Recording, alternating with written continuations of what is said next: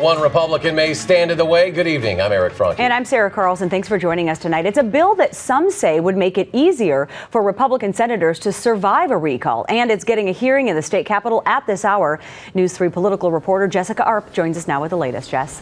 Well, at issue is whether recalls should be held under old legislative districts or the newly created ones. And while some Republican leaders say yes, they should be held under those new districts, one of their own says he will vote no on that proposal. The Transportation and Elections Committee holding a hearing at this hour on whether to change the effective date of the state's redistricting bill for special elections. Under current law, any recall elections would have to be held under old districts. Some Republicans say there's confusion about who they represent and that voters in new districts will be disenfranchised if they can't vote in a recall election.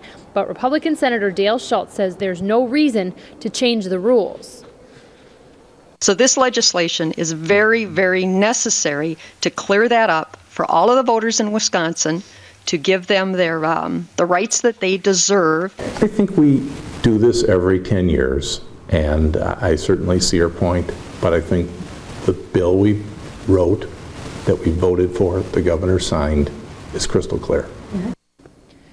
Schultz says passing this bill now may look like Republicans were trying to change the rules for recalls in their favor, which he says he opposes. Schultz's vote here is quite important, though, because Republicans currently only have a one-vote majority in the state Senate. It's also important to note that this bill would only apply to the Senate, not to the Assembly. That's because the author says that representatives aren't likely to be recalled in the state Assembly because they're up for election in 2012, but they, of course, could be. This committee could vote on this bill as early as 10 a.m. tomorrow. All right, we'll continue to follow. Thanks, Jessica.